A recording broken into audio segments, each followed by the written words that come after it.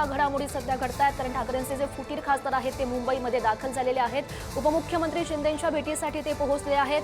नंदनवन निवासस्थानी त्या ठिकाणी खरं तर बैठक पार पडेल सगळ्या खासदारांची, उपमुख्यमंत्री एकनाथ शिंदे यांच्या समवेत, आणि त्यानंतर महत्त्वाची अशी पत्रकार परिषद पार पडणार आहे। नेमकं काय बोललं जातं त्यामध्ये हे बघणं सुद्धा अत्यंत महत्त्वाचं असेल। ताज्या घडामोडी जाणून घेऊयात। आमचे प्रतिनिधी नंदकिशोर गावडे आपल्यासोबत आहेत। नंदकिशोर,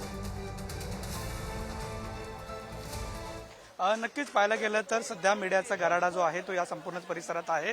मात्र मीडियापेक्षा सुद्धा जे शिंदेंच्या शिवसेनेचे जे नेते असतील किंवा कार्यकर्ते असतील ते सुद्धा आता मोठ्या पद्धतीने या ठिकाणी यायला सुरुवात झालेली आपल्याला पाहायला मिळतात। थोड्याच वेळापूर्वी ज्योतिमा वाघमारे असतील, किरण पावसकर असतील, हे महत्त्वाचे जे प्रवक्ते आहेत ते खरं तर यायला सुरुवात झालेले आहेत। आणि थोड्याच वेळा ज्या ठिकाणी बैठक सुरू आहे ते नंदनवन उपमुख्यमंत्री एकनाथ शिंदे यांचं खरं तर निवासस्थान आहे।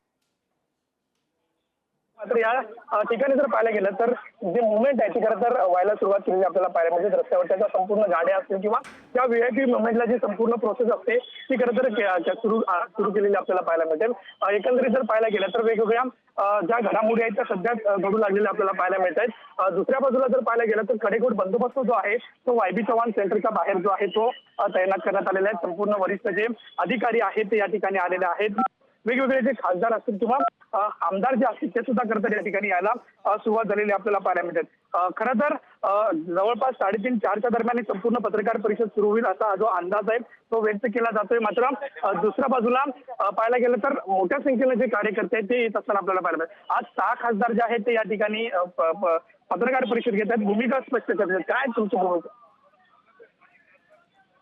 मला स्वागत आहे, 6 खासदारांचं स्वागत आहे, आमचे संजय पाटील यांचा वाघादाचा स्वागत, ईशान्य मुंबईचे खासदारांचं स्वागत करतात। पण खरी शिवसेना ठाकरेंची शिवसेना असं ते म्हणतायत, संजय राऊत टीका करतायत, वेगवेगळ्या एकनाथ शिंदेवरती करतायत। एकमत दिलं ना, लोकांनी मतदानमध्ये दाखवून दिलं की कोणाची शिवसेना आणि मतदान कोणाला जास्त आहे। ऑपरेशन तुडवा सुद्धा राबवू शकतात शिवसेना, त्यांच्यात दम आहे का? हो आहे का दम? काय राहिलं तुडवा? 3 वर्षापासून तुडवा करतात, समोरच येत नाही, फक्त ते ह्याच्यात बोलतात। यायला तर पाहिजे, आम्ही आमची तयारी आहे। एकंदरीत जर पाहायला गेलं तर ही माझ्या कॅमेरामन विजयला विनंती करेन दाखवण्यासाठी संपूर्ण ही दृश्य आहेत ही वायबी चव्हाण सेंटरच्या बाहेर आहे। मोठा पोलीस बंदोबस्त जो आहे तो या संपूर्ण परिसरात तयार करण्यात, मी मगाशी सुद्धा सांगितलं होतं, ज्या ठिकाणी ही बैठक सुरू आहे ते नंदनवन आहे। नंदनवनवरून ज्या वेळेला जो कॉन्वॉय निघेल किंवा ज्या गाड्या आमदार खासदारांच्या निघतील, एकनाथ शिंदे ज्या रस्त्यावरून निघतील तो रस्ता आहे वाळकेश्वर मार्गे, जो marine drive, Girgaon marine drive ह्या संपूर्ण भागातून जो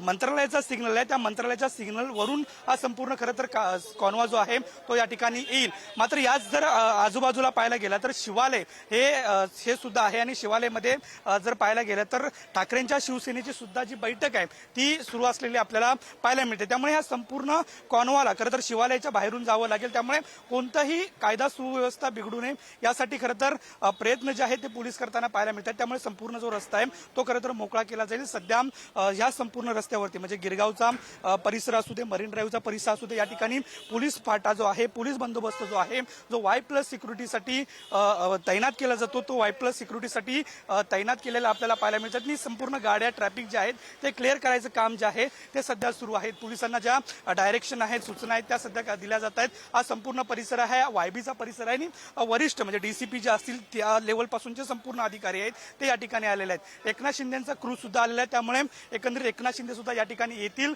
एकनाथ शिंदे सुद्धा या पत्रकार परिषदेला उपस्थित राहतील। मात्र त्यांच्यासोबत नेमकं खासदारांनी हा निर्णय का घेतला किंवा आतापर्यंत नेमकं सह्या झाल्यात का, पाठिंबा दिलाय का, या संपूर्ण खरं तर प्रश्नांची उत्तरं मिळतील। मात्र सध्या जर पाहायला गेलं तर मोठ्या संख्येनं जे शिवसेने म्हणजे शिंदे गटाच्या नेते असतील किंवा खासदार जे पदाधिकारी असतील किंवा कार्यकर्ते असतील ते मोठ्या संख्येने आता वायबी चव्हाण सेंटरला यायला सुरुवात झालेली आपल्याला पाहायला मिळते। बरं, नक्कीच नंदकिशोर, आपण ही दृश्य सध्या बघतोय तर ही वायबी चव्हाण सेंटरमधली दृश्य आहेत ज्या ठिकाणी पत्रकार परिषद पार पडणार आहे। नंदकिशोर, या सगळ्या घडामोडींवर तुम्ही असंच लक्ष ठेवून राहा। तर नंदनवन निवासस्थानी नेमकी काय परिस्थिती आहे तिथली परिस्थिती जाणून घेऊयात। आमच्या प्रतिनिधी शिल्पा सध्या आपल्यासोबत आहेत। शिल्पा, काय सध्या घडतंय, काय ताज्या अपडेट सध्याच्या?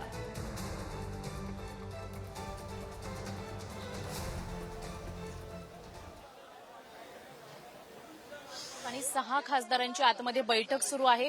या बैठक सुरू असतानाच त्यांच्या सह्या देखील घेण्यात आल्या असल्याची माहिती समोर येते। सध्या मी याच बंगल्याच्या बाहेर आहे। आपण जर पाहिलं तर मोठ्या प्रमाणात पोलीस बंदोबस्त लावण्यात आलेला पाहायला मिळतोय। विशेष म्हणजे नंदनवन बंगल्याच्या आतमध्ये उपमुख्यमंत्री एकनाथ शिंदे यांच्या उपस्थितीत ही बैठक सुरू आहे। 6 खासदार आहेत बैठकीला उपस्थित आणि 6 खासदारांच्या सह्या देखील घेतल्याची माहिती मिळत आहे। आपण जर पाहिलं तर संजय दिना पाटील असतील, संजय देशमुख असतील, संजय जाधव आहेत, नागेश आष्टीकर देखील आहेत आणि भाऊसाहेब वागचौरे देखील आहेत। आणि त्याचबरोबर आपण पाहतोय समोरच नंदनवन बंगल्यावर ज्या हालचाली सुरू आहेत वागचौरे देखील आलेले आहेत। विशेष म्हणजे या 6 खासदारांची बैठक होते आणि या बैठकीनंतर सह्या घेतल्या जात आहेत। सह्या घेतल्यानंतर अगदी थोड्याच वेळात हे 6 खासदार उपमुख्यमंत्री एकनाथ शिंदे यांच्या उपस्थितीत बाहेर पडणार आहेत आणि वायबी सेंटरकडे जाणार आहेत। वायबी चव्हाणला एक महत्वाची पत्रकार परिषद घेतली जाणार आहे। या पत्रकार परिषदेमध्ये त्यांची भूमिका ही महत्वाची असणार आहे, ती भूमिका ते मांडणार आहेत।